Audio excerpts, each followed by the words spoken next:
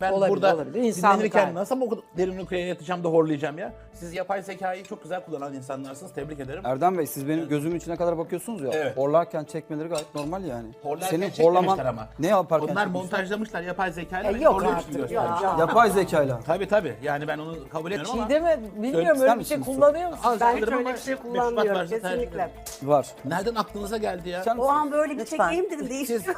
Siz ayağınızı bacağınızı toltuğa kıvırmış böyle. Evet, Anadolu evet, usulü, köy evet. usulü evlerde hani Evet. oturan hanımefendiler olur ya. Evet, Onun gibi tabii oturuyordunuz ki, en son tabii gördüğünüz. ki. Ne ara elinize telefon aldığınızda beni takip ettiğinizi. Yani kadınlardan gerçekten korkulur. Bak sen. Çok dikkat Erkekler- etmek sen lazım. asıl senden Kadınların düşmanlığını Sağ olsun, kazanmamak senden lazım. diyor Çok iyi korkulur. geçinmek lazım kadınlarla. İyi Yandınız geçineceksiniz, yoksa Tabii, yandınız. Aman, Aynen aman. öyle. Onu söyleyeyim. İyi geçinin. Onun için ben Metro İsa Bey'le uğraşıyorum. Sizlerle uğraşmıyorum. Gerçekten de horluyordu. Yani resmen kükrüyordu yani. Ona horlamak diyemeyiz biz. Yani kendi bile inanamıyor öyle horladığını herhalde. Yok diyor,